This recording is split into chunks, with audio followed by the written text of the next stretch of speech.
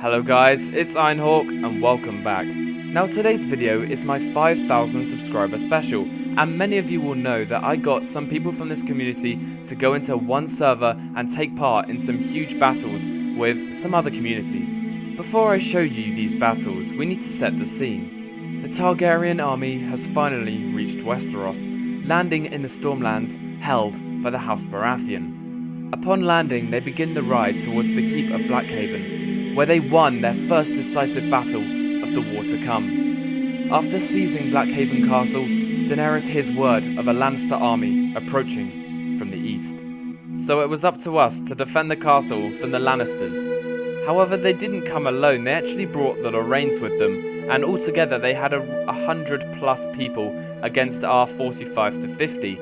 Now in Persistent World, the aim of the attacking team is to take a banner that they carry with them on their person and go up to the banner point and hold F for a certain amount of time. When the bar reaches the end, the castle is captured and the faction holding it stops respawning there, and they've basically lost the war. So to prevent that from happening, there were some basic tactics. The first set of these tactics was to bring the infantry into the second layer, where they could hold the stairway that you can see on screen now. If I put a shield wall on that stairway, the Lannisters couldn't get to the banner point, which they needed to capture in order to take the castle. Now the second part of these tactics was to have the archers on the outer walls to begin with, and when the gate was half broken down, it was to withdraw them all back into the second layer, and I'd positioned them in certain places, so when the Lannisters started attacking the shield wall that I showed you previously, the archers could shoot them in the back. So the idea was the infantry holds the staircase while the archers shoot them in the back. Now the longer the infantry hold that staircase for, the longer the archers have really good and easy shots. Anyway, the following battle will put these tactics to the test. However, I did forget one vital thing about this castle, which will become apparent later on in the siege. After some time, the Lannisters and the Lorraines approached the gates, and the battle began.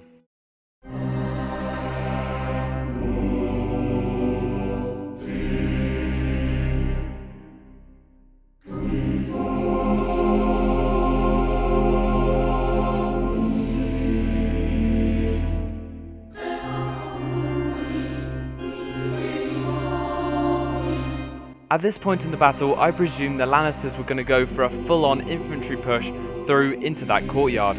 However, as you can see on screen there, they actually started backing out of the main area of the castle, and this is when I realised my mistake. Well, I actually didn't realise it at this point. Harry, one of the Stark High Lords, came into the TeamSpeak and thankfully told us that they were going to attack from another place on the castle. Here you can see all the archers on the armory roof preparing to shoot into the Lannisters as they march through that main gate. After hearing the news the Lannisters were going to attack from another point in the castle, I selected 8 of the infantry from the shield wall to go and defend that point. I left a few of them there because I expected attack from the Lorraines through that main courtyard, and as you see later on, they did attack there with their full force, and the shield wall just wasn't enough basically. However, I took this infantry into the choke point near where the Lannisters were going to attack, and that's where we would make our stand. As you can see there, the Lannisters had found a ladder point on the right-hand bastion, and I'd failed to notice that there was one there, so there was no infantry up there to actually defend it, aside from the ones I'd just brought. Now obviously the archers were firing down on them, however not enough of them were there to fire down. I mean, I could have placed more there if I knew about it, however at this point in the battle, it was too late, and we just had to hold this choke point for as long as possible.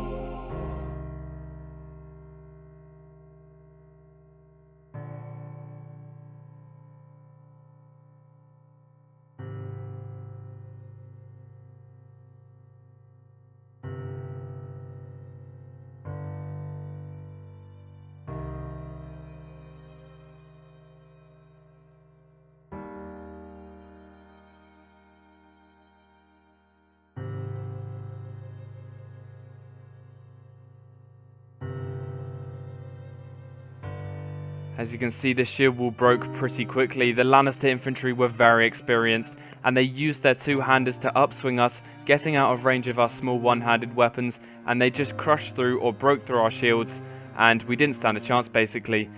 They also outnumbered us on that right-hand bastion. However, they did put in a good performance. I mean, they noticed that that right-hand bastion was weak, and they exploited that weakness and then pushed up there. Obviously, as soon as they broke through that shield wall, the archers on top of the armory roof were exposed, and obviously lightly armoured archers are no match for heavily armoured infantry.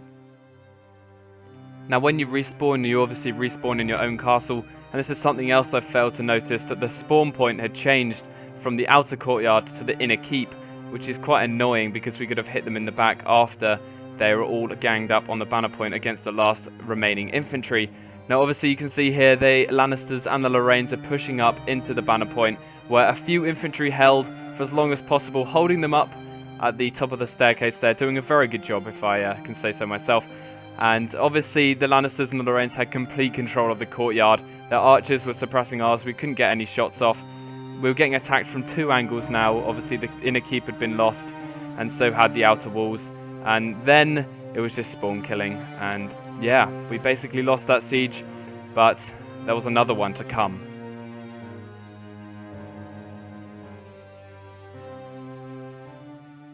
After the first Unsullied army had failed to protect Blackhaven, Daenerys decided to push her full force towards King's Landing. If she captured the city of King's Landing, she'd be at the heart of Westeros, and she'd be in power to persuade other houses to join her cause, and the old houses of Westeros could rejoin her and help her take the throne. For the assault on King's Landing, Daenerys wouldn't be alone. She had the backing of the Starks, who had taken ships and sailed towards the city and going to attack from the rear, while she attacked from the front.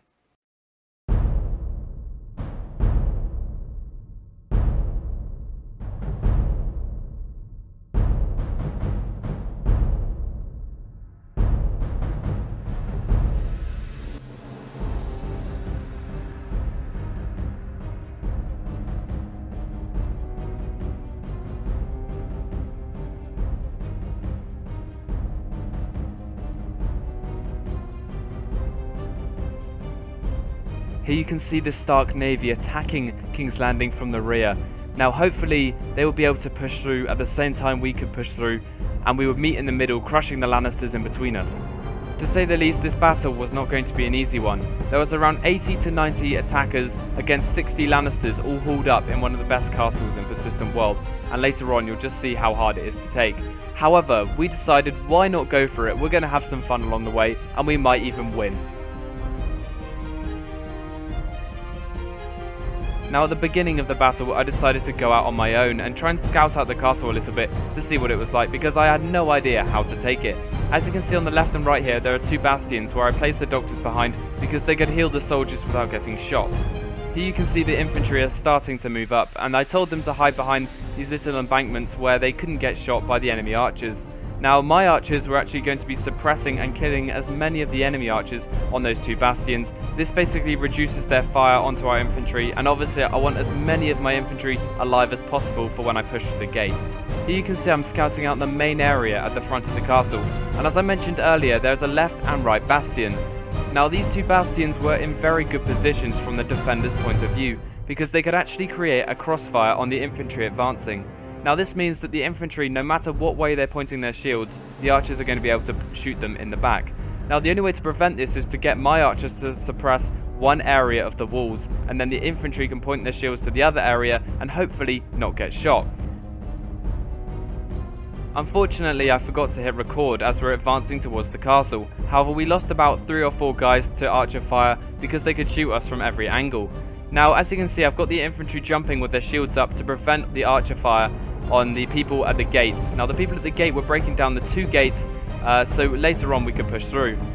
Now, basically, what happened next was I decided to withdraw. The reason I decided to withdraw and not push into the gatehouse was because we'd taken so many hits from archers that so many of the infantry were almost dead. So I had to get them back to the 2 bastions and get them all healed up and get ready for a second assault. The second reason why I decided to withdraw was because I thought the Starks at the other end of the castle were busy breaking down the gate and were going to be able to break through, because all of the Lannister infantry were at the front gate. I thought it was extremely unlikely that the Lannisters would push out of that gate, because if they did, that would leave the rear of the castle very exposed, and then the banner point also very exposed, because the Stark infantry could just push through without any resistance. However, it was unknown to me that the Starks had been shot to shit basically, and all of them were dead. And this was the beginning of the Unsullied slaughter. As soon as we withdrew, the Lannister cavalry pushed out, and they basically put us to the sword because we were so spread out and we couldn't protect against the increasing numbers of cavalry that were coming towards us. Also at this point, the Lannister infantry had begun to push out, and they were obviously a lot more experienced than some of the new Unsullied players who had only started playing Persistent World today, and it was a very depressing scene seeing so many of them killed by the Lannisters. Now, I found myself going against about 15, maybe 10 to 15 of them here, and I was surprised that I lived for as long as I did. I mean, I got a few hits in, not too many though. I wasn't expecting to do much against this many Lannisters. At this point in the battle, it was every man for himself, and the Starks and the Unsullied had failed to take King's Landing off the Lannisters, and it was a defeat for the Unsullied and Stark coalition. So that was the last battle of the day, and it did end, sadly, in a defeat. However, the Unsullied did so well throughout the whole 4 or so hours we were on, considering most of them hadn't played the mod before. And to hold for so long, especially in that first siege against clans that have been in the mod for 5+ years, is absolutely astounding. And I think if it was just the Lannisters and not the Lorraines attacking on that first siege, we might have stood a bigger chance because they would have been forced to go through one way. Now, if they were forced to go through one way, that means I could have committed all of the infantry into one choke point, and I think we could have held for a lot longer. Finally, I'd like to thank you guys so much for 5,000 subscribers. I cannot express enough how much it actually means to me, and I'm so surprised that we actually got here that quickly. And I guess it's onwards and upwards from here on. I'm going to be uploading at least once every 3 days in the future, because obviously recently my upload rate has been pretty awful because my life is kind of taking over and I've got a lot of things to do. Before I end this video, I'd like to say a huge thank you to the Lannisters, the Lorraines, the Englands and the Lancasters, as well as the Starks for coming to this event and joining in.